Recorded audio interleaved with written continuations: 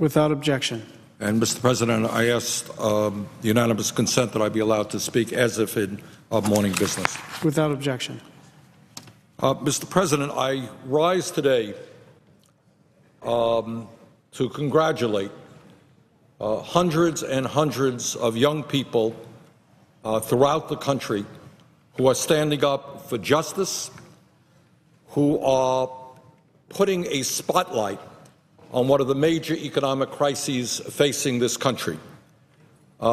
Today and this week and in recent weeks, we have had young people in New York City, in Chicago, in Washington, D.C., in St. Louis, in Kansas City, in Detroit, in Flint, Michigan, and other areas around this country who are fast food workers. They are the people who work in Burger King and work in McDonald's and work in Popeye. They're the ones who give you the hamburgers and the French fries. And what they are saying is workers all over this country, they cannot make it on $7.25 an hour, $7.50 an hour. Often they're unable to even to get 40 hours of work, and in most cases they get no or very limited benefits.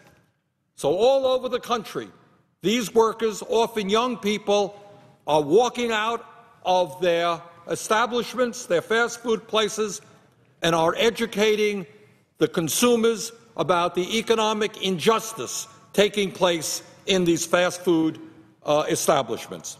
And what they are saying is that we need to raise the minimum wage in this country, that American workers cannot exist on $7.25 an hour, which is the national minimum wage now, or $8 an hour, or $9 an hour. My own view is at the very least we should be raising the minimum wage to $10 an hour. Just do the arithmetic.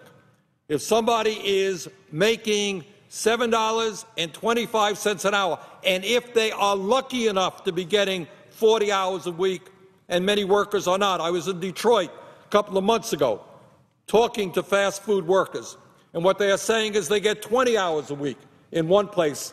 To make a living, they got to work in another place. And one young man I talked to is working at 3 separate locations, having to travel in order to cobble together what in fact is less than a livable income by far. Just do the arithmetic. If you make $7.25 an hour, and if you're lucky enough to be working 40 hours a week, you're making about $15,000 a year, and then your Social Security taxes are coming out of that, your Medicare taxes are coming out of that, maybe some local taxes. You don't survive on $14,000 or $15,000 a year. So the point here is that these fast food workers are educating the nation about the fact that hundreds and hundreds of thousands of people are working hard every single day, and they're falling further and further behind economically. We have got to stand with them, and we have got to raise the minimum wage in this country. Mr. President, meanwhile, while workers at the fast food establishments and at other places like Walmart are earning minimum wage, I should mention to you that the CEOs of these large corporations are in many cases making exorbitant compensation packages. The CEO of Burger King, a corporation with over 191,000 mostly low-wage workers, gave its CEO, Bernardo Hayes, a 61% pay raise last year, boosting his total compensation to $6.5 million in 2012. Well, if a millionaire can get a 65% pay raise, maybe it's time to get a pay raise for the workers who are making $7.25 an hour. Last year, McDonald's, a corporation with over 850,000 mostly low-wage employees, more than tripled the compensation of its CEO, Don Thompson. In 2011, Mr. Thompson received a mere paltry $4.1 million. But last year, because of his significant raise, the CEO of McDonald's received $13.8 million. Well, if Mr. Thompson can make $13.8 million as the head of McDonald's, surely the workers at McDonald's can make at least $10 an hour, not $7.25 an hour, not $8 an hour. David Novak, the CEO of Yum Brands, the owners of Taco Bell, Pizza Hut, Kentucky Fried Chicken, and Long John Silver's, was paid $11.3 million last year and received over $44 million in stock option. Well, if the companies have enough money to give this gentleman $44 million in stock options, maybe we can end starvation wages at Yum Foods. Mr. President, in terms of the minimum wage, since 1968, the real value of the federal minimum wage has fallen by close to 30%. The purchasing power of the minimum wage has gone down by some 30% since 1968. If the minimum wage had kept up with inflation since 1968, it would be worth approximately $10.56 per hour today. Mr. President, the issue that our young people working in fast foods are highlighting goes beyond the fast food industry.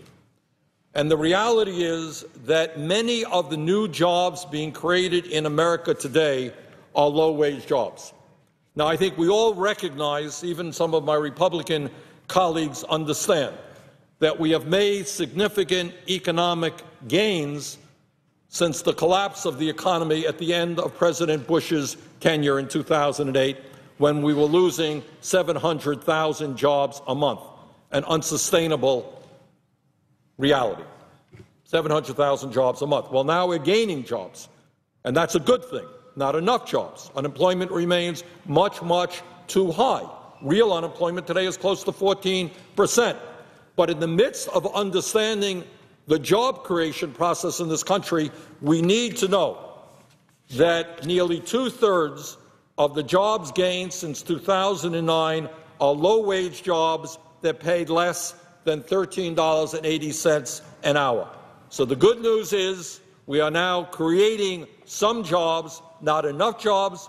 Unemployment remains much too high. But we cannot lose track of the fact that most of the new jobs that are being created are not paying working people a living wage. Meanwhile, while most of the new jobs being created are low-wage jobs, we should remember that nearly two-thirds of the jobs lost during the Wall Street recession were middle-class jobs that paid up to $21 an hour. So the economic trend is not good. The Wall Street crash results in mass unemployment. We're gaining new jobs. Many of the jobs we're gaining are low-wage jobs. The jobs that we have lost are higher-wage jobs. And also, while we discuss the state of the economy, let's never forget that middle-class families have seen their incomes go down by nearly $5,000 since 1999 after adjusting for inflation.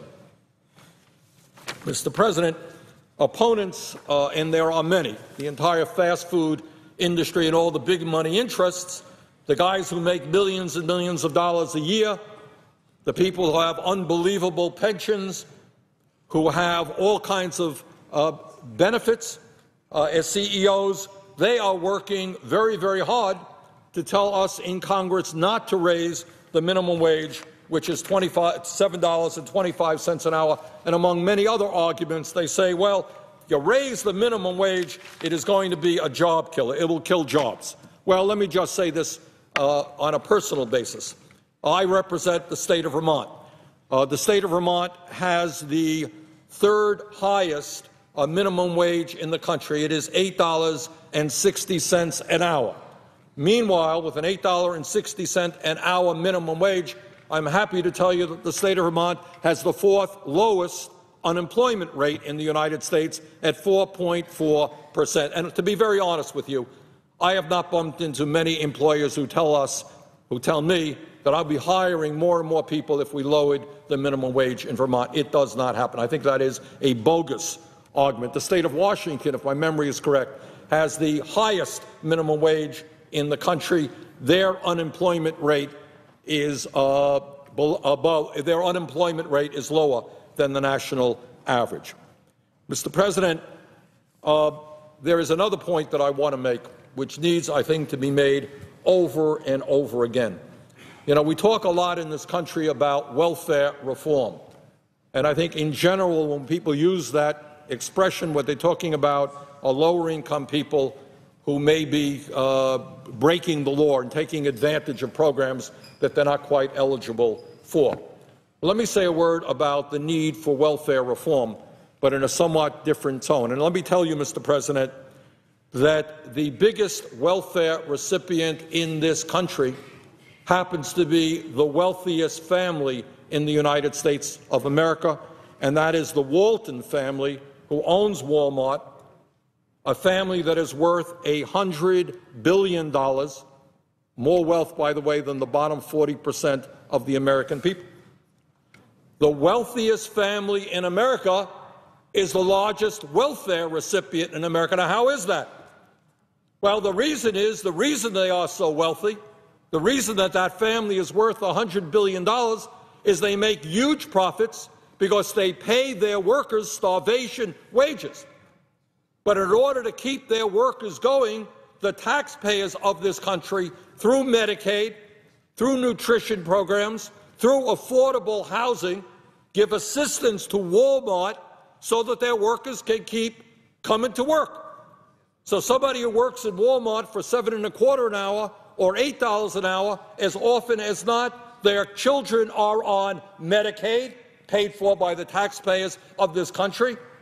They and their kids are on food stamps, paid for by the taxpayers of this country. Many of their employees live in affordable housing subsidized by the taxpayers of this country. So the Walton family becomes the wealthiest family in this country, while working-class and middle-class taxpayers provide assistance to their workers so they can continue coming to work. So I think, let me make the very radical idea that maybe the wealthiest family in America might want to pay its employees a living wage so that the taxpayers of this country do not have to subsidize them. So, Mr. President, I just want to conclude by telling those young people around the country, in major cities around this country, that many of us respect and appreciate the courage that they are showing. It's not easy to walk out of a job when you don't have any money, because your employer may say, you're out here, you're fired. But these young people have the courage to stand up and say, no, we are human beings. We live in the greatest country on earth. We have got to earn a living wage. We can't make it on starvation wages. So I want to thank those young people for standing up for justice, not only for themselves, but for all Americans. And I hope that members of Congress listen carefully to what they are saying, and that we go forward as soon as possible in passing a minimum wage which will provide dignity for millions and millions of workers. And with that, Mr. President, I would yield the floor and note the absence of a quorum. The clerk will call the roll. Mr. Alexander.